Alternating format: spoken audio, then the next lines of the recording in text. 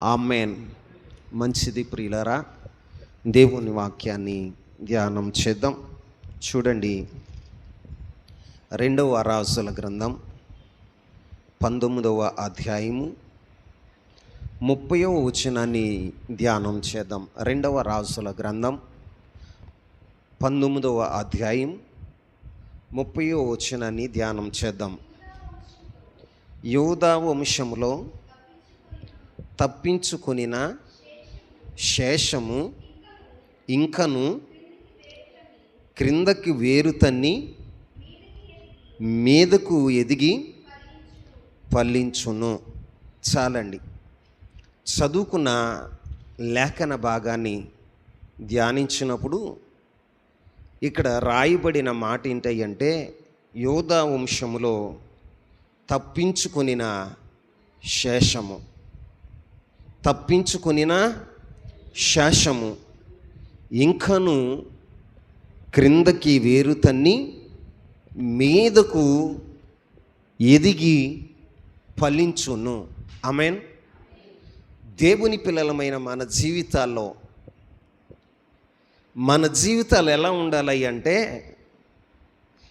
ఎదిగి ఫలించేవిగా ఉండాలి.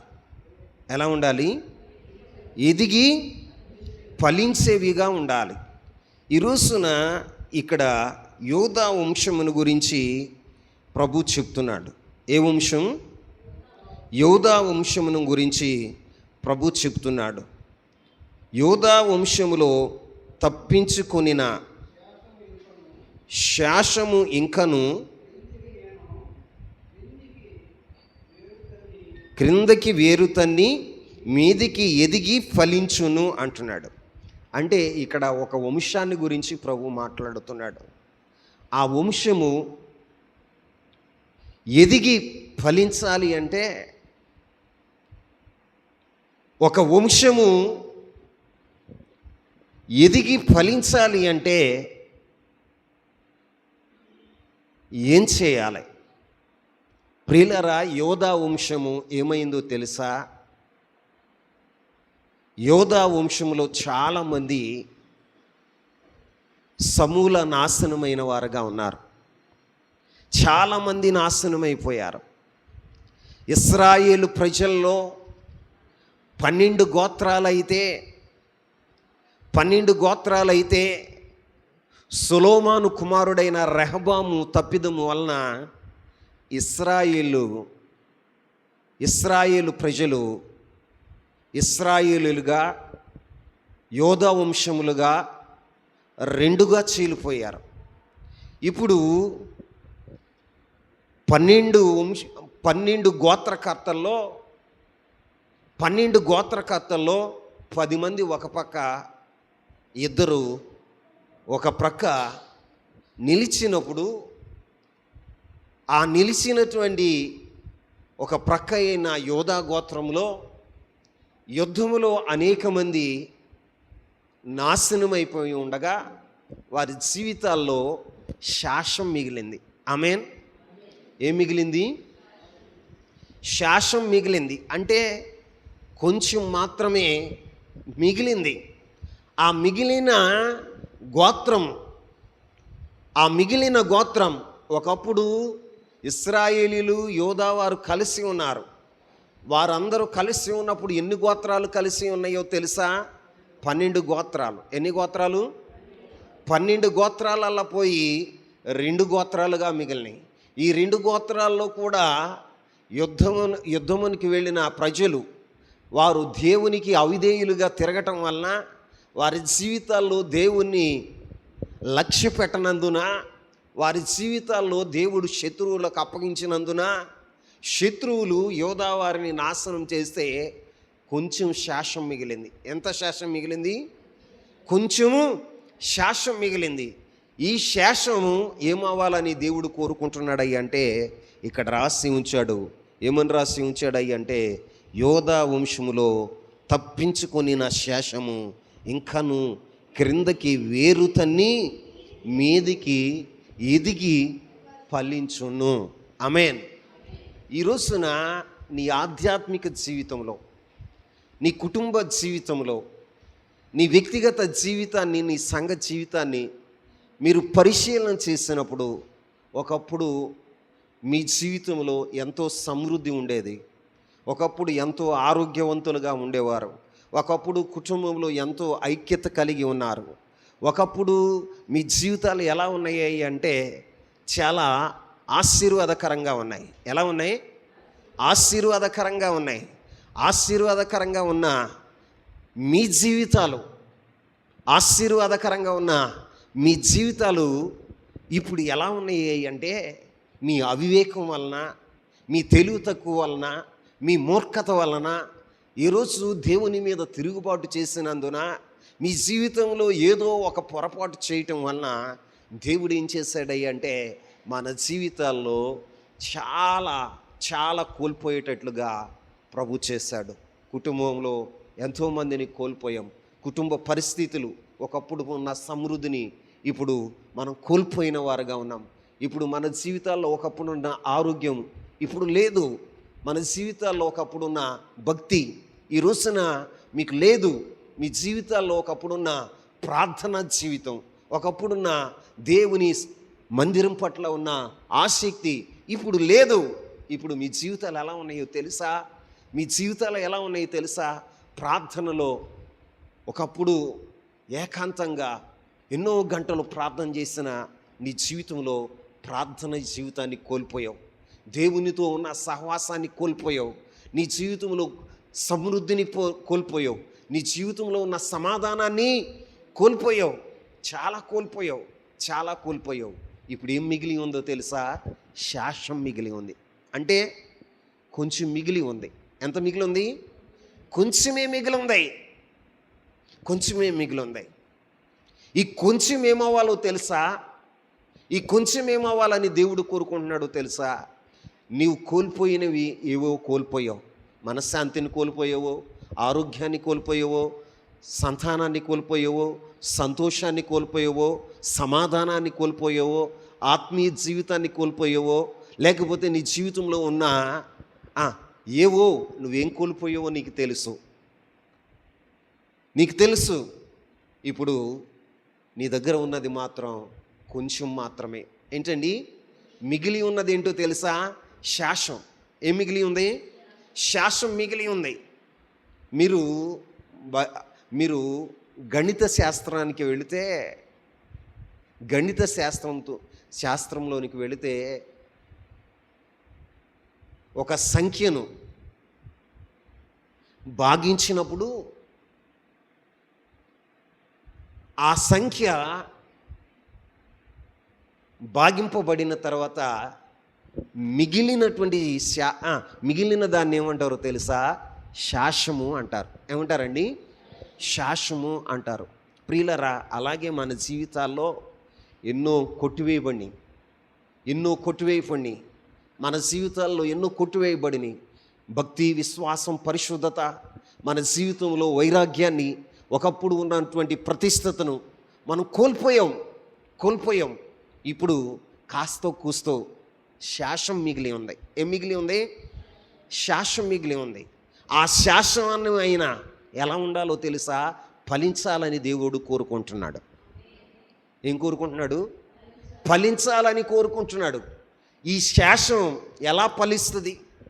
ఈ రోజున కొద్దిగా ఉన్న నీ జీవితంలో, ఇదిగో కొంచెంగా ఉన్న నీ కుటుంబం, ఇదిగో నీ జీవితంలో, ఆత్మీయ జీవితంలో కొంచెమే నీలో మిగిలి ఉన్నాయి.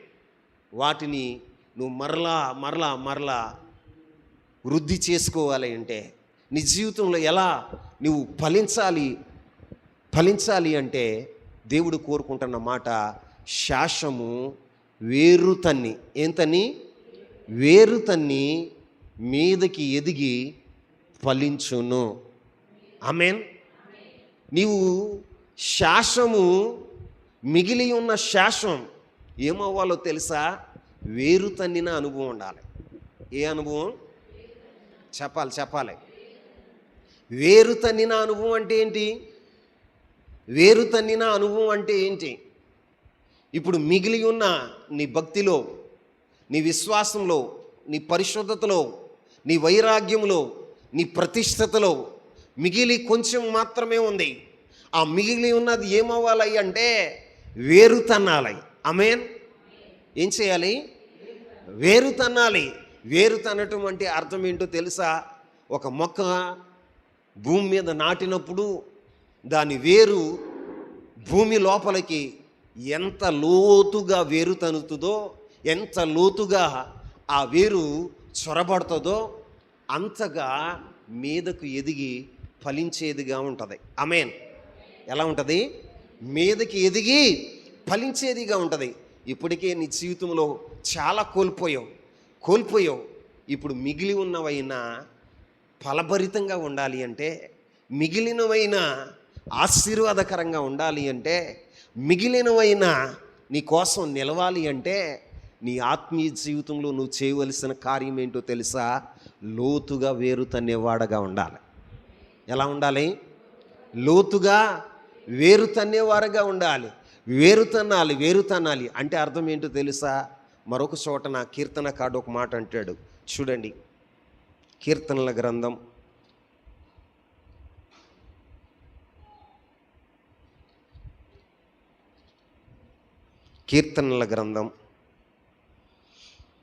80వ అధ్యాయం 9వ వచనాన్ని చదువుదాం.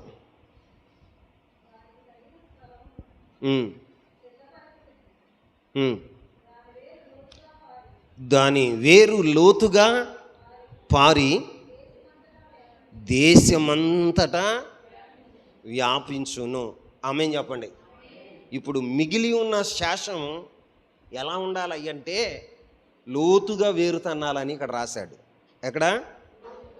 క్రిందకి వేరు తన్నాలని 2వ రాజుల గ్రంథం 19వ అధ్యాయం 30వ వచనంలో రాశాడు. కానీ కీర్తనకారుడు ఏమంటున్నాడు తెలుసా? 80వ అధ్యాయం 9వ వచనంలో ఏమంటున్నాడు తెలుసా?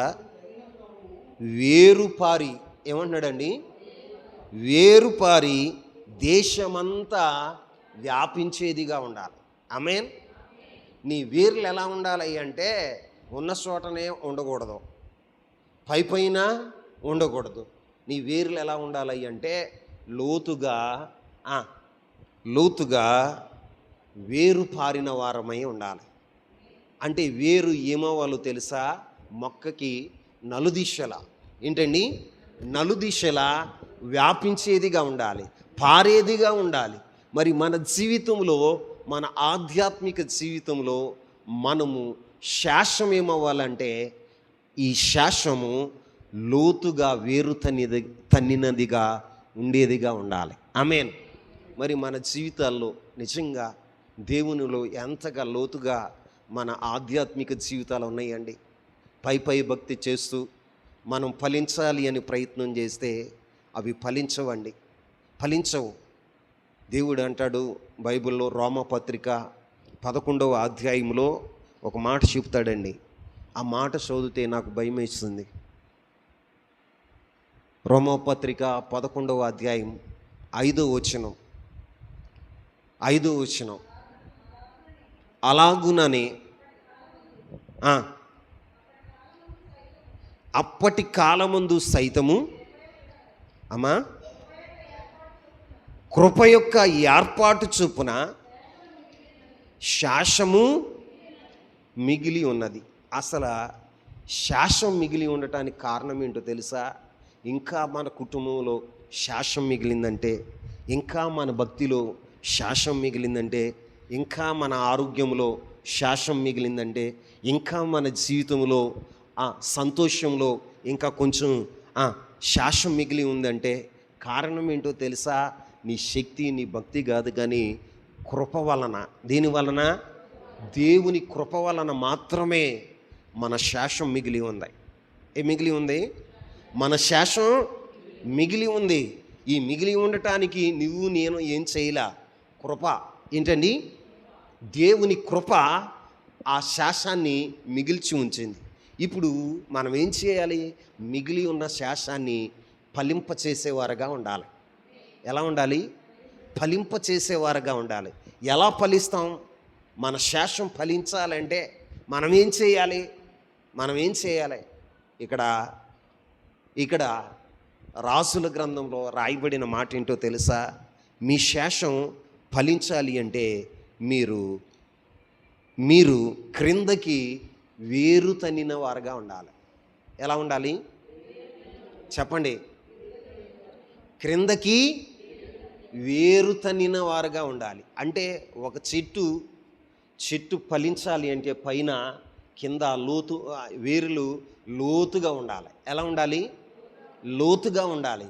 ఒక చెట్టు వేరు ఎంత భూమి లోపలికి అది పారుతుందో, ఎంత లోతుగా అది తన్నినదిగా ఉంటుందో అంతగా మీదకి చెట్టట ఎదిగి ఫలించేదిగా ఉంటుందట. ఎలా ఉంటుంది? ఫలించేదిగా ఉంటుంది. ఇక్కడ రాజుల గ్రంథంలో మీరు క్రిందకి వేరు తన్నాలి అన్నాడు. కానీ పౌలు అపోస్తుడు కొలస్సీలకు రాసిన పత్రికలో ఆయన లోతైన సత్యాన్ని చెబుతున్నాడు. చూడండి, కొలస్సీలకు రాసిన పత్రిక 2వ అధ్యాయం 6వ వచనాన్ని చదువుదాం. కావున ప్రభువైన యేసుక్రీస్తు అంగీకరించిన విధముగా ఆయన యందు వేరుపారిన వారై ఇంటివలే కట్టబడుచు మీరు నేర్చుకొనిన ప్రకారముగా విశ్వాసమందు స్థిరపరచబడుచు కృతజ్ఞతాస్తుతులు చెల్లించుటయందు విస్తరించుచు ఆయన యందు ఉండి నడుచుకొనుడి. ఆమేన్. ఇక్కడ పౌలు అపోస్తుడు చెప్తున్న మాట ఏంటో తెలుసా? క్రీస్తు యేసును అంగీకరించిన విధముగా ఆయన యందు వేరుపారిన వారుగా ఉండాలి. ఆమేన్. మనము ఫలించేవారుగా ఉండాలంటే, మన శేషము ఫలించాలి అంటే ఇక్కడ పౌలు అపోస్తుడు అంటాడు ఆయన యందు. ఆయన పేరేంటి? క్రీస్తు యేసు ప్రభువారు. ఆమేన్. ఎవరు? క్రీస్తు యేసు ప్రభులు వారి యందు మనం ఏం చేయాలో తెలుసా? వేరుపారిన వారై ఉండాలి. ఏం పారాలి? క్రీస్తు యేసునందు మనం వేరుపారిన వారమై మనం ఉంటే మనం ఎలా ఉంటాం తెలుసా? ఫలించేడి వారుగా ఉంటాం. ఎలా ఉంటాం? ఫలించేడి వారుగా ఉంటాం. మన జీవితాలు క్రీస్తు యేసునందు మన జీవితాలు వేరుపారకపోతే మన జీవితాలు ఏమవుతాయో తెలుసా? శేషము కూడా మిగలదు. ఏం మిగలదు చెప్పండి? శేషం కూడా మిగలదు. ఎందుకయ్యా అంటే మనం క్రీస్తు యేసునందు వేరుపారిన వారము కాము కాబట్టి. ఇప్పుడు నేను చెప్పే మాట ఏంటంటే, పౌలు అపోస్తుడు చెప్తున్న మాట ఏంటంటే, మీరు ఫలించాలి అంటే, మీ జీవితాలు ఫలభరితంగా ఆశీర్వాదకరంగా ఇప్పుడు ఉన్న శేషం ఎక్కువగా అభివృద్ధి చెందాలి అన్నా మీ జీవితాల్లో మీరు వేరు తనిన వారుగా ఉండాలి. అంటే క్రీస్తు యేసులో లోతైన అనుభవం కలిగిన వారుగా మీరు ఉండాలి. ఆమేన్. మరి మీ జీవితాలు క్రీస్తు యేసునందు ఎంత లోతుగా మీ జీవితాలు పారిని, ఈరోజున మీ కుటుంబాలు క్రీస్తు యేసునందు ఎంత లోతైన అనుభవం కలిగి ఉన్నాయి. క్రైస్తవుడుగా పిలువబడుతున్న నీ జీవితం, క్రైస్తవురాలుగా పిలువబడుతున్న నీ జీవితం క్రీస్తు యేసులో ఎంత లోతుగా నీవు పారిన వారుగా ఉన్నారు. నీ వేరు ఎంత లోతుగా పారింది క్రీస్తు యేసులో. ఎక్కడ? క్రీస్తు యేసులో మనము వేరు పారాలి. ఏం పారాలి? లోకంలో కాదు, పాపములో కాదు, ఆచారాల్లో కాదు, ఆడంబరాల్లో కాదు. మనము వేరు పారవలసింది ఎక్కడయ్యా అంటే ప్రభు అయిన యేసుక్రీస్తులో. ఆమేన్. ప్రభు అయిన యేసుక్రీస్తులో మనం వేరుపారిన వారమైతే మన జీవితాలు ఎలా ఉంటాయో తెలుసా? ఫలభరితంగా ఉంటాయి. ఎలా ఉంటాయి? ఫలభరితంగా ఉంటాయి. మన జీవితాలు ఫలభరితంగా ఉండాలి అంటే మన వేరు పారేదిగా ఉండాలి. ఎలా ఉండాలి? పారేదిగా ఉండాలి. మరి కొంతమంది జీవితాలు కొంతమంది జీవితాలు ఎండిపోయినవిగా ఉంటున్నాయి. ఎలా ఉంటున్నాయి అంటే, ఎండిపోయినాయి అంటే ఎందుకు ఎండిపోతున్నాయి, ఎందుకు వాడిపోయిన అనుభవాలు చాలామంది జీవితాల్లో శాశ్వతం కూడా లేకపోవటానికి కారణం ఏంటి? కారణం ఏంటో తెలుసా? కారణం ఏంటో తెలుసా? మన విశ్వాస జీవితంలో ఎందుకు మనము సంపూర్ణమైన విశ్వాసులుగా ఉండలేకపోతున్నాం, సంపూర్ణమైన భక్తి చేయలేకపోతున్నాం, ఎందుకు మన జీవితంలో క్రీస్తు యేసునందు మనము లోతుగా వేరిపారి ఫలించలేకపోతున్నాము అంటే, మన జీవితాలు ఎలా ఉన్నాయో తెలుసా? మన జీవితాలు ఎలా ఉన్నాయి అంటే, మత్తయి శుభవార్తలో ఒక మాట రాయబడి ఉంటుంది, మీరు చదవండి. మత్తయి శుభవార్త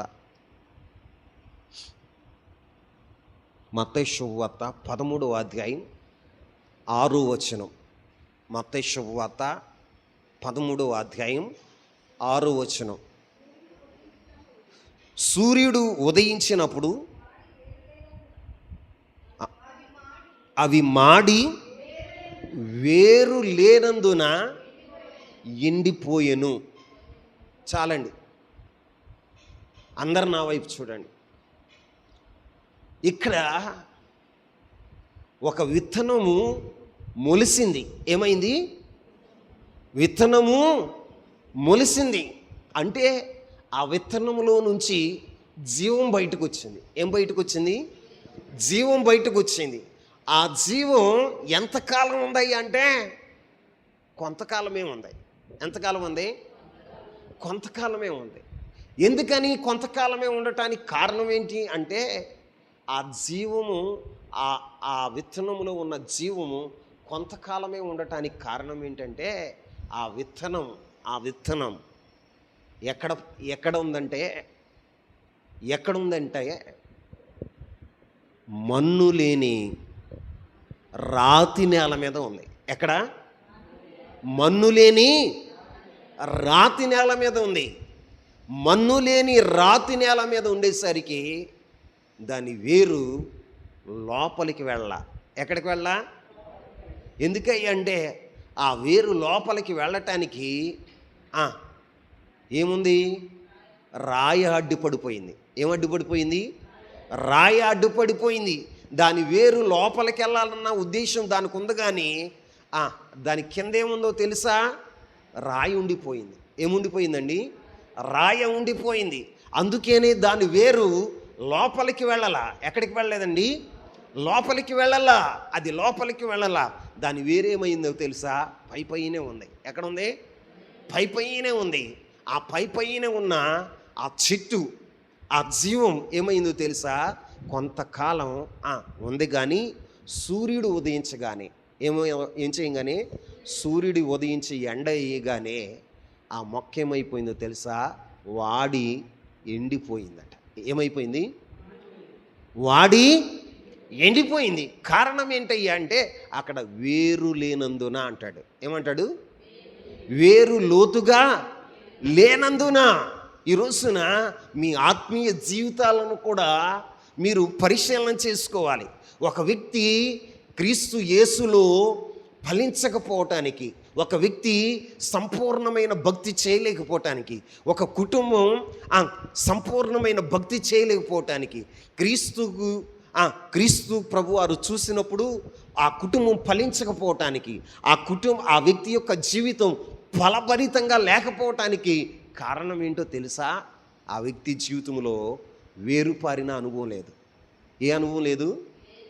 వేరుపారిన అనుభవం లేదు. ఎందుకు వేరు పారట్లేదు అంటే, వేరెందుకు పారట్లా అంటే, అది వేరు పారపోవటానికి ఆ వేరుకి ఏమడ్డు వస్తుందో తెలుసా? రాతి నేల. ఏ నేల? రాళ్ళు అడ్డు వస్తున్నాయి. ఆ రాళ్ళు అడ్డు రావటం వల్ల ఏమవుతున్నాయో తెలుసా? వేర్లు లోపలికి తనలేకపోతున్నాయి, పైనే ఉంటున్నాయి. ఎలా ఉంటున్నాయి అండి? ఈ రోజున నీ భక్తి కూడా పైనే ఉండటానికి, నీ భక్తి పైనే ఉండటానికి, నీ భక్తిలో పెదవులపైనే నీ భక్తి ఉండటానికి, అంతరంగంలో భక్తి లేకపోవటానికి, నీ కుటుంబము పైన భక్తి చేయటానికి కారణం ఏంటో తెలుసా?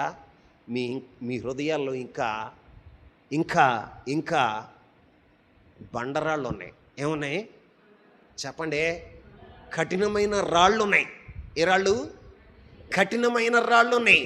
హృదయంలో కఠినమైన రాళ్ళు పెట్టుకుని నువ్వు ఫలించాలంటే ఎలా ఫలిస్తావు? నీ శాశ్వతం నిలవాలంటే ఎలా నిలుస్తుంది? ఈ రోజున క్రీస్తు నిన్ను, నీ కుటుంబాన్ని, నీ పిల్లలను చూసినప్పుడు ఎలా ఫలిస్తారు? ఫలింపని ప్రతి చెట్టు ఏమవుతుందో తెలుసా? నరికివేయబడుతుంది. ఏమవుతుంది? నరికివేయబడుతుంది.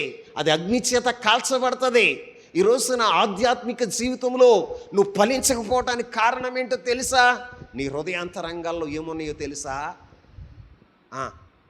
రాళ్ళు ఉన్నాయి. ఏమున్నాయి? అడ్డుబండలు ఉన్నాయి. వేరు లోతుగా వెళ్ళకపోవటానికి కారణం ఏంటయ్యి అంటే, ఆత్మీయ జీవితంలో నీవు ఫలించలేకపోవటానికి కారణం ఏంటయ్యి అంటే, నువ్వు క్రీస్తులో లోతైన అనుభవం కలిగిన వాడవు కాదు. లోతైన అనుభవం కలిగిన దానవు నువ్వు కాదు. లోతైన అనుభవం ఉంటే నీ వేర్లు ఏమవుతాయి తెలుసా? క్రీస్తులో లోతుగా తన్నబడి అవి దేశమంతా వ్యాపించేవిగా ఉంటాయి. ఎలా ఉంటాయి? దేశమంతా వ్యాపించేవిగా ఉంటాయి. నీ హృదయ అంతరంగంలో బండలు ఉన్నంతకాలం ఏంటి ఆ బండ? నీ హృదయం కఠినత్వంతో నింపబడినంతకాలం నువ్వు ఎట్టుంటావో తెలుసా? నువ్వు ఫలించవు. ఎలా ఉంటావు? ఫలించవు. నీ హృదయం కఠినమైపోయింది అనుకోండి, నువ్వు ఫలించలేవు. ఎందుకంటే అసలు నీ వేరు లోతుకి తన్నదుగా, నీ వేరు లోతుగా పారదుగా. పారకపోవటానికి కారణం ఏంటో తెలుసా? రాళ్ళు ఉన్నాయి. ఏమున్నాయి? రాళ్ళు అడ్డుపడిపోతున్నాయి. ఆ రాళ్ళు అడ్డుపడిపోతుంటే వేళ్ళు ఏం చేస్తున్నాయో తెలుసా? కిందకి వెళ్ళవలసిన వేరు మరలా పైకి వచ్చేసి పైపైనే అక్కడక్కడే ఉంటున్నాయట. ఎండ సూర్యుడు ఉదయించాడట. ఏం చేశాడు? సూర్యుడు ఉదయించి ఎండ వేయగానే ఆ మొక్క ఏమైందో తెలుసా? వాడి ఎండిపోయింది. ఏమైపోయింది? వాడి ఎండిపోయింది. ఈ రోజున అనేక మంది భక్తి జీవితాలు పాడైపోవటానికి, కొంతమంది భక్తి జీవితాలు పాడైపోవటానికి కారణం ఏంటో తెలుసా? భక్తిలో నిలవలేకపోవటానికి, క్రీస్తులో నిలవలేకపోవటానికి కారణం వారి జీవితాల్లో చిన్న శ్రమ ఎదురైనప్పుడు, చిన్న శోధన ఎదురైనప్పుడు వారి జీవితాలు ఏమవుతాయో తెలుసా? వాడిపోయి ఎండిపోయేవిగా ఉంటాయి. ఎలా ఉంటాయి? వాడిపోయి ఎండిపోయేవిగా ఉంటాయి. కారణం ఏంటి? వారి జీవితాల్లో, వారి హృదయాంతరంగంలో సిద్ధపాటు లేదు. ఏం లేదు? సిద్ధపాటు లేదు. వారి హృదయాంతరంగంలో ఉన్న రాళ్లను తీసివేయాల. ఏం చేయాలా? రాళ్లను తీసివేయాల. ఏంటి ఆ రాళ్ళు? నీ హృదయంలో ఉన్న రాళ్ళేంటి? ఆ రాళ్ళేంటో తెలుసా? శరీర కోరికలు, శరీర ఇచ్ఛలు, శరీరం నుండి వచ్చేటువంటి కోరికలను పౌలు అపోస్తలుడు చెప్తాడు. గలతీయులకు రాసిన పత్రిక 5వ అధ్యాయము, గలతీయులకు రాసిన పత్రిక 5వ అధ్యాయం తీవండి, 19వ వచనమా? శరీర కార్యములు అవేవనగా జారత్వము, అపవిత్రత, కామకత్వము, విగ్రహారాధన, అభిషేరము, ద్వేషము, కలహము, మత్సరము, క్రోధము, కక్షలు, భేదములు, విమతములు, అసూయలు, మత్తతులు, అల్లరితో కూడిన ఆటపాటలు మొదలైనవి. చాలు. మన హృదయాంతరంగంలో ఆధ్యాత్మికంగా మనం ఎదగలేకపోవటానికి కారణం ఏంటో తెలుసా? మన శరీర కార్యాలు మన హృదయంలో అడ్డుపడిపోతున్నాయి. ఏమైపోతున్నాయి అండి? అడ్డుపడిపోతున్నాయి. ఆ ఆ శరీర కార్యాలు ఏం చేస్తున్నాయో తెలుసా? అడ్డుబండలుగా నిలబడిపోయినాయి. ఎలా నిలబడిపోయినాయి? అడ్డుబండలుగా నిలబడిపోయినాయి. అందుకే మనం ఆధ్యాత్మికంగా ఫలించలేకపోతున్నాం. అందుకే క్రీస్తులో మనం వేరు పారలేకపోతుంది. మన వేరు క్రీస్తునందు తన్నకపోవటానికి కారణం, క్రీస్తులో వేరు పారలేకపోవటానికి కారణం ఏంటో తెలుసా? ఈ కార్యాలన్నీ కూడా అడ్డొస్తున్నాయి. ఏమొస్తున్నాయి? అడ్డొస్తున్నాయి. నీలో ఉన్న శరీర కార్యాలే నువ్వు ఆధ్యాత్మిక జీవితంలో ఎదగకుండా నిన్నేం చేస్తున్నాయో తెలుసా? ఆధ్యాత్మిక జీవితంలో పతనమైపోయేటట్లుగా, క్రీస్తులో నువ్వు నిలిచి లేకుండా ఆధ్యాత్మిక జీవితంలో ఎండిపోయేవాడిలాగా, ఎలాగా ఎండిపోయేవాడిలాగా, వాడిపోయేవాడిలాగా చేయటానికి కారణమైనవి. మరి నీ అంతరంగంలో ఉన్న శరీర ఇచ్చలను నువ్వు తీసివేయగలిగితే నీవు క్రీస్తులో వేరుపారగలుగుతావు. ఆమేన్ చెప్పండి. నీ శరీర కార్యాలు నీలో నుండి తీనంత కాలం నీ భక్తి ఎలా ఉంటుందో తెలుసా? పైపైనే ఉంటుంది. ఎలా ఉంటుంది? పైపైనే ఉంటుంది. పైపైనే ఉంటుంది. పైపైనే ఉంటుంది. చిన్న శ్రమ రాగానే, చిన్న శోధన రాగానే, చిన్న ప్రతికూలత రాగానే మన భక్తి ఏమైపోతుందో తెలుసా? ఎండిపోయేదిగా ఉంటుంది. ఎలా ఉంటుంది? ఎండిపోయేదిగా ఉంటుంది. అక్కడ ఇక జీవం ఉండదు. ఏముండదు? జీవం ఉండదు. దేవుడు పనిచేయడు అక్కడ. వారి హృదయాంతరంగాల్లో దేవుడు పనిచేయడుక. దేవుని జీవం వారిలో పనిచేయదు. పనిచేసేవన్నీ ఏంటో తెలుసా? శరీర కార్యాలు. ఏ కార్యాలు? శరీర కార్యాలు స్పష్టమై ఉన్నాయని పౌలు గారు చెప్తున్నాడు. ఏంటవి అంటే శరీర కార్యాలు జారత్వము, అపవిత్రత, కామకత్వం, విగ్రహారాధన, అభిషారం, ద్వేషం, కలహాలు, మత్సరం, క్రోధం, కక్షలు, భేదాలు, విమతాలు, అసూయలు, మత్తతులు, అల్లరితో కూడిన వీటితోనే నీకు సరిపోద్ది సంబరం. వీటితోనే నీకు సరిపోతుంది. ఇక నువ్వు లోతుగా వెళ్ళలేవు. ఇతరుల మీద అసూయ పడుతూ ఉంటావు, ఇతరుల మీద ద్వేషపడుతూ ఉంటావు, ఇతరుల మీద నువ్వేం చేస్తూ ఉంటావో తెలుసా? కోపపడుతూ ఉంటావు. ఇతరుల మీద నువ్వు ఎలా ఉంటావో తెలుసా? నీ జీవితంలో మత్సరపడుతూ ఉంటావు. ఎలా ఉంటావు? మత్సరపడుతూ ఉంటావు. ఇలాగే ఉంటావు. కాబట్టి నువ్వు క్రీస్తులో ఇక నువ్వు వేరు పారలేవు. ఈ రోజున దేవుని వాక్యం చెప్తున్న మాట ఏంటో తెలుసా?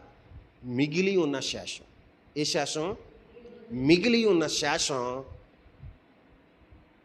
క్రిందకి వేరు తన్ని మీదకి ఎదిగి ఫలించాలి. ఆమేన్. ఫలించాలి. నా దేవుని కోరిక ఏంటో తెలుసా? మీరందరూ కూడా ఫలించాలి. ఆమేన్ చెప్పండి. మీరందరూ కూడా ఫలించాలని నిన్ను ఈ సంఘంలో దేవుడు నాటాడు. ఫలించాలని దేవుడు ఈ లోకంలో నిన్ను నాటాడండి. ఆయన ఉద్దేశం ఏంటో తెలుసా? నువ్వు ఫలించాలి. ఏం చేయాలి? ఫలించాలి. నువ్వు ఫలించాలి అంటే నువ్వు కిందకి వేరు తన్నాలి. ఏం తన్నాలి? వేరు తన్నాలి. వేరు తన్నని వెడల నువ్వేమవుతావు తెలుసా? పైన నీవు ఎండిపోతావు. వేరు తనలేదనుకోండి, నీ జీవితం ఎలా ఉంటుందో తెలుసా? వాడిపోయినదిగా ఉంటుంది. ఎలా ఉంటుంది? వాడిపోయినదిగా ఉంటుంది. ఇంకా నీ జీవితం ఎలా ఉంటుంది అంటే అది ఎండిపోయి, వాడిపోయి, ఎండిపోయేదిగా ఉంటుంది. అది ఫలాలు ఇవ్వదు. ఏమివ్వదండి? అది నిష్ఫలమవుతుంది. అక్కడ నిష్ఫలమవుతుంది. ఈ రోజున మీ కుటుంబాలు నిష్ఫలమైన కుటుంబాలుగా ఉండకూడదు. మీ జీవితాలు నిష్ఫలమైనవిగా ఉండకూడదు. మీ జీవితాలు ఎలా ఉండాలని దేవుడు కోరుకుంటున్నాడో తెలుసా? ఫలించేవారుగా ఉండాలి. ఎలా ఉండాలి? ఫలించేవారుగా ఉండాలి. మీరు ఫలించాలి అంటే మొదట మీ జీవితాల్లో క్రీస్తులో ఎక్కడ వేరుపారాలి. ఎక్కడ? క్రీస్తులో వేరుపారాలి. క్రీస్తులో నువ్వు వేరుపారాలి అంటే నీ జీవితంలో నువ్వు చేయవలసిన పని ఏంటో తెలుసా? నీ హృదయ అంతరంగంలో రాళ్ళు ఉన్నాయి. ఏమున్నాయి? శరీర కార్యాలు ఉన్నాయి. ఏ కార్యాలు? శరీర కార్యాలు ఉన్నాయి. ఆ శరీర కార్యాలని నువ్వేం చేయాలో తెలుసా? వేరు పారేయాలి. ఏం చేయాలి? వేరు పారేయాలి. నువ్వు క్రీస్తులో వేరు తన్నకపోవటానికి కారణం, నువ్వు ఆధ్యాత్మికంగా ఫలించకపోవటానికి కారణం, ఏ శరీర కార్యాల వలన నీ వేరు క్రీస్తులో లోతుగా తన్నలేకపోతుందో ఆ కార్యాన్ని నువ్వు చూసి పట్టి దాన్ని చెరపట్టి దాన్ని పారవేసేవాడుగా నువ్వు ఉండాలి. ఆమేన్.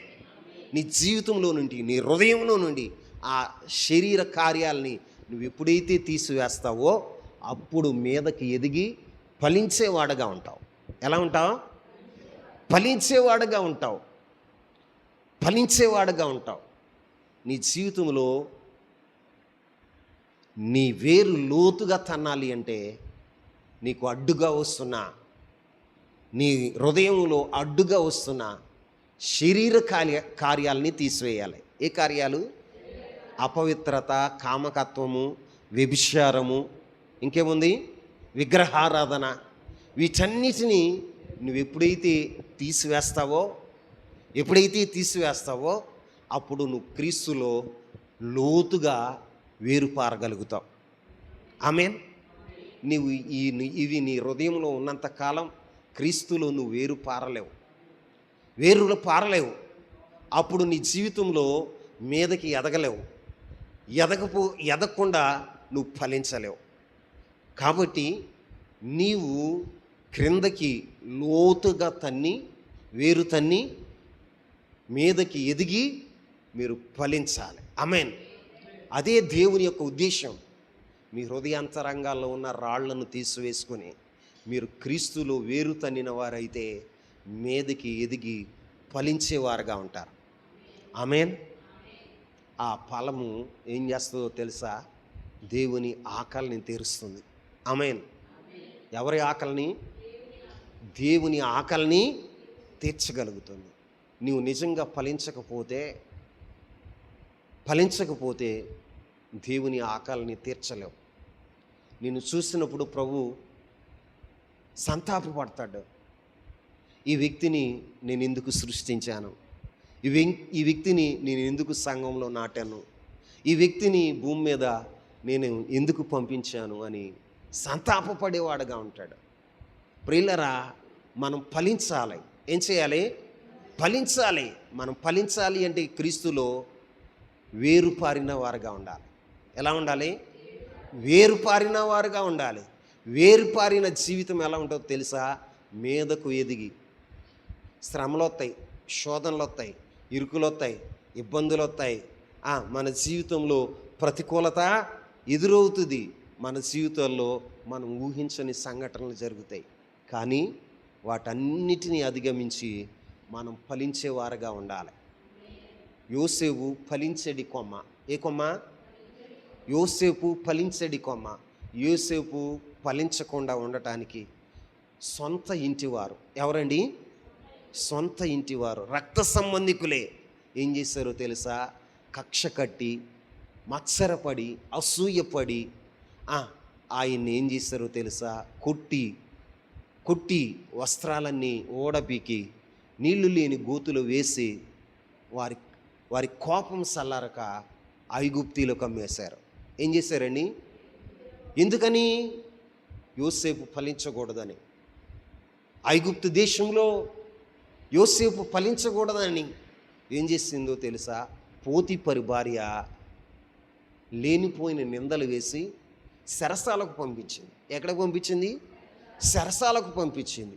చెరసాలలో కూడా నమ్మకంగా ఉంటూ, యథార్థంగా ఉంటూ, తన జీవితంలో క్రీస్తులో వేరుతనిన వాడై ఉంటే అప్పుడు ఏమైందో తెలుసా? సాతాను ఎన్నో గోడలు కట్టుకుంటూ వచ్చింది. యోసేపు ఎదగకూడదు, యోసేపు ఫలించకూడదు, యోసేపు కనపడకూడదని సాతాను కట్టిన గోడలన్నిటినీ అధిగమించి యోసేపు ఏం చేశాడో తెలుసా? గోడ మీదకెక్కి వ్యాపించి ఫలించిన వాడుగా ఉన్నాడు. ఆమేన్. ఈ రాత్రి నీ జీవితం కూడా, నీ కుటుంబం కూడా, నీ యొక్క వ్యక్తిగత ఆధ్యాత్మిక జీవితంలో కూడా నువ్వు ఫలించిన వాడుగా ఉండాలి. యోసేపు ఫలించడి కొమ్మ, ఓట యొద్ద ఫలించడి కొమ్మ అని యోసేపును గురించి రాయబడి ఉంది. యోసేపులాగా మనం కూడా ఫలించాలి అంటే, ఆధ్యాత్మికంగా ఫలించాలి అంటే, మన జీవితంలో ఎదురవుతున్న అవరోధాలన్నిటిని కూడా ఏం చేయాలో తెలుసా? నెమ్మదిగా వాటిని అధిగమించేవారుగా ఉండాలి. ఆమెన్ చెప్పండి. గోడ కట్టారు, ఇక నాకు ఎందుకులే అని యోసేపు సరిపెట్టుకుని కూర్చున్నాడా? మాట్లాడరా? సరిపెట్టుకుని కూర్చున్నాడా?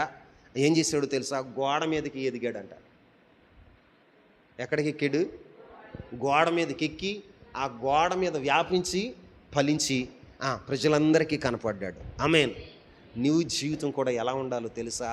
నీ జీవితంలో అవరోధాలు వస్తాయి, కష్టాలు వస్తాయి, కన్నీళ్ళు ఎదురవుతాయి, ప్రతికూలత ఎదురవుద్ది, మన మీదకి నిందలు వస్తాయి. వచ్చినప్పుడు మనం ఏం చేయాలో తెలుసా? యోసేపులాగా ఊర్చుకుంటూ మనం ఏం చేయాలో తెలుసా? నెమ్మదిగా మనం ఎదిగేవారుగా ఉండాలి. ఆమేన్. ఎదిగేవారుగా ఉండాలి. ఎదిగి మన జీవితాల్లో ఏమవ్వాలో తెలుసా? ఫలించాలి. ఏం చేయాలి? ఫలించాలి. నువ్వు ఎదుగుతున్నప్పుడు ప్రతికూలతలు వస్తాయి, నువ్వు ఎదుగుతున్నప్పుడు అవమానాలు ఎదురవుతాయి, నువ్వు ఎదుగుతున్నప్పుడు అసూయపడే వాళ్ళు ఎదురవుతారు, నువ్వు ఎదుగుతున్నప్పుడు నీ మీద నిందలేసేవారు ఎదురవుతారు, నువ్వు ఎదుగుతున్నప్పుడు నీ అభివృద్ధిని ఆపివేయాలని ఎంతోమంది ప్రయత్నాలు చేస్తారు. ఆటంకాలు ఎదురైనాయని, అవరోధాలు ఎదురైనాయని వాటిని చూసి నీ జీవితంలో కృంగిపోకూడదు. ఏం చేయకూడదు? కృంగిపోకూడదు. అప్పుడు నువ్వేం చేయాలో తెలుసా? యోసేపులాగా గోడ మీదకెక్కి ఫలించేవాడగా ఉండాలి. నువ్వు ఫలించాలి అంటే నీ వేరేమవ్వాలో తెలుసా? క్రీస్తులో. ఎక్కడ? క్రీస్తులో వేరుపారినదిగా ఉండాలి. ఆమేన్. నీవు క్రీస్తులు వేరుపారాలి అంటే నీ హృదయ అంతరంగంలో ఉన్న రాళ్లను, బండలని తీసివేసేవాడగా ఉండాలి. అంటే శరీర కార్యాలన్నిటినీ నువ్వు ఎప్పుడైతే నీలో నుండి తీసివేస్తావో అప్పుడు నువ్వు క్రీస్తులో వేరుపారిన వాడగా ఉంటావు. అప్పుడు మీదకు ఎదిగి ఫలించేవాడగా ఉంటావు. నువ్వు ఫలించిన రోజున ఏమవుతుందో తెలుసా? యేసయ్య ఆకలిని తీర్చేవాడగా ఉంటావు. ఎవరు ఆకలి? యేసయ్య ఆకలిని తీర్చేవాడగా ఉంటావు. అంతేకాదు, నీవు ఫలించటం వలన పరలోకపు తండ్రికి మహిమ వస్తుంది. ఏమవుతుంది? చెప్పాలండి. మహిమ వస్తుంది. అంతేకాదు, నీ ఫలాలు ఏమవుతాయో తెలుసా? నిలిచి ఉంటాయి. ఏముంటాయి? చెప్పాలా? నువ్వు చచ్చిపోయావు అనుకో నీ ఫలాలు ఎక్కడ ఉంటాయో తెలుసా? భూమి మీద నిలిచి ఉంటాయి. ఆమేన్ చెప్పండి. భూమి మీద నిలిచి ఉంటాయి. నీ ఫలాలు నిలిచి ఉండాలి. ఫలాలు రాలిపోయిన ఫలాల్లాగా ఉండకూడదు. వడగాలేసిందని రాలిపోకూడదు. నీ ఫలాలు ఎలా ఉండాలో తెలుసా? నిలిచేవిగా ఉండాలి. ఎలా ఉండాలి? నిలిచేవిగా ఉండాలి. నువ్వు ఎలా ఉండాలో తెలుసా? బహుగా ఫలించాలి. ఆమేన్. నీవు ఫలాలు ఫలిస్తే ఏం జరుగుతుందో చెప్పనా? ఒక మాట చెప్పి ఈ వాక్యాన్ని నేను ముగిస్తాను. ఒకసారి జాగ్రత్తగా వినండి. ఒక మామిడి చెట్టు ఉంది. ఏ చెట్టు? మామిడి చెట్టు. మొదటిగా ఆ చెట్టుని వేయటానికి ఏం కావాలి? మామిడి విత్తనం కావాలి. ఏం కావాలి? మామిడికాయ విత్తనం కావాలి. అది భూమిలో నాట్యం. ఎక్కడ నాట్యం? భూమిలో నాట్యం. నాటిన తర్వాత ఆ విత్తనంలో నుండి జీవం బయలుదేరింది. ఏం బయలుదేరింది? జీవం బయలుదేరి బయటకు వచ్చి అది భూమి లోపలేమో దాని వేర్లు లోతుగా పారుతూ ఉన్నాయి. పైన ఆ చెట్టు ఎదుగుతూ ఉంది. ఏమవుతూ ఉంది? ఆ చెట్టు ఎదుగుతూ ఉంది. ఎదిగి అది వ్యాపించి ఫలించింది. ఇప్పుడు ఒక్కసారి ఒక 100 కాయలు కాసింది. ఎన్ని కాయలు కాసింది? ఎన్ని కాయలు చెప్పండి? 100 కాయలు కాసింది. ఈ 100 కాయల్లో అవి అనేకులకి ఆహారంగా, మాధుర్యాన్ని పంచినవిగా, సంతోషాన్ని ఇచ్చినవిగా ఉంటాయి. ఈ 100 టెంకలు తీసుకెళ్ళి మళ్ళీ భూమిలో నాటితే, ఎక్కడ నాటితే ఎన్ని మొక్కలైనాయి? మాట్లాడాలి. 100 మొక్కల 101 మొక్క అయింది. ఎన్ని మొక్కలు? 101 మొక్క అయింది. 101 చెట్లయినాయి. చూడండి, ఒక్క విత్తనం ఫలిస్తే 100 చెట్లు అయినాయి. ఎన్ని చెట్లు అయినాయి? నీ కుటుంబం ఒక్కటి ఫలిస్తే, నీ శాసనం నిలిచి ఉంటే నీ జీవితంలో ఏమవుతుందో తెలుసా? ఒక్క విత్తనమే 100 కుటుంబాలుగా మారుతుంది. ఆమేన్ చెప్పండి, ఆమేన్ చెప్పండి. మీ జీవితంలో ఆ విత్తనంలో జీవం ఉండాలి. ఏంటి? నీ విత్తనం నిలిచి ఉండాలి అంటే నువ్వు విత్తుతున్నవే విత్తనం, నువ్వు కన్నవే నీ బిడ్డ. ఆ బిడ్డ ఏమవ్వాలో తెలుసా? ఆ బిడ్డ క్రీస్తులో వేరుపారిన వాడుగా ఉండాలి. వేరుపారిన వాడుగా ఉండాలి. ఒకవేళ ఆ బిడ్డ జీవితంలో వేరుపారకపోతే, అడ్డుబండలు రాళ్ళు ఉన్నాయి అనుకోండి, ఆ వేరు ఆ టెంక నాటాం. టెంక నాటిన తర్వాత అది కింద పైకి మట్టి ఉంది, కిందేమో రాయి ఉంది. ఏముంది? రాయి ఉంది. మనం అనుకుంటాం, అరే మొక్క మొలిసిందిరా అనుకుంటాం. ఏమనుకుంటాం? మొక్క మొలిసిందిరా అనుకుంటాం. ఆ మొక్క కొంతకాలమే ఉంటుంది. ఎంతకాలమే ఉంటుంది? కారణం ఏంటి చెప్పండి? అది వేరు తనలా. ఏం తనలా? నీ వంశము వృద్ధి చెందాలన్నా, నీ ఆధ్యాత్మిక జీవితం వృద్ధి చెందాలన్నా, నీ వంశము ఫలభరితంగా ఉండాలన్నా, నీ ఆధ్యాత్మిక జీవితం ఫలభరితంగా ఉండాలి అన్నా, నీలో ఉన్న బండల్ని ఎప్పుడైతే నువ్వు తీసుకుంటావో, తీసి పారేతావో, అప్పుడు నీ వేర్లు లోతుగా పారేవిగా ఉంటాయి. ఆమేన్ చెప్పండి. అప్పుడు ఆ ఫలాలు నిలిచి ఉంటాయా లేకపోతే అయిపోతాయా? చెప్పండి. ఒక చెట్టు ఫలించిన తర్వాత ఆ విత్తనాలన్నీ మరలా నాటబడిన తర్వాత మరలా ఒక 100 మొక్కలు వచ్చినాయి. ఎన్ని మొక్కలు వచ్చినాయి చెప్పండి? 100 మొక్కలు వచ్చినాయి. 100 మొక్కలు 100 మొక్కలకి ఇప్పుడు ఎన్ని కాయలు కాసినాయి అమ్మా? 100 × 100 ఎన్ని వచ్చినాయి? 10,000. ఎన్ని? 10,000 మొక్కలు. ఇప్పుడు ఏమైంది? ఒక చెట్టు అలా పోయి 100 చెట్లు, 100 చెట్లు అలా పోయి 10,000 చెట్లు. అంటే ఒక అరణ్యంలాగా ఆ ప్రాంతం అయిపోయిందండి. నేను అంటాను, ఒక కుటుంబమే వచ్చిందండి. ఒక కుటుంబమే వచ్చింది. ఆ కుటుంబం విత్తనం మొలిసింది, అది మీదకి ఎదిగింది, ఫలించింది, అది క్రీస్తులో వేరుతనింది. అప్పుడేమైందో తెలుసా? అది ఫలభరితంగా కాయలు కాసింది. ఆ కాయలన్నీ కూడా నిలిచినాయి. ఆ కాయలన్నీ కూడా మరలా మొలకెత్తటం మొదలైనాయి. ఆమేన్. మొలకెత్తటం మొదలెడితే యాకోబు, ఇశ్రాయేలు ప్రజలు ఎవరండి? యాకోబు సంతానం. ఎవరి సంతానం? యాకోబు సంతానం. యాకోబు ఒక్కడే. యాకోబుకి 12 మంది పిల్లలు పుట్టారు. ఎంతమంది? 12 మంది. 12 వంశాలుగా మారారు. ఎలా మారారండి? గోత్రకర్తలుగా మారారు. 12 గోత్రకర్తలుగా మారిపోయారండి. అప్పుడే 30 లక్షల ఇశ్రాయేలు ప్రజలుగా మారిపోయారు. ఐగుప్తుకి వెళ్ళినప్పుడు ఎంతమందో తెలుసా? 76. ఎంతమంది? 76 వెళ్ళారు. ఐగుప్తు నుంచి వచ్చేటప్పుడు ఎంతమంది ఉన్నారు తెలుసా? చెప్పండి. 30 లక్షల మంది. ఎంతమంది? 30 లక్షల మంది. వారి శాసం మిగిలిందా లేదా? ఫలించిందా లేదా? ఫలించిందా లేదా?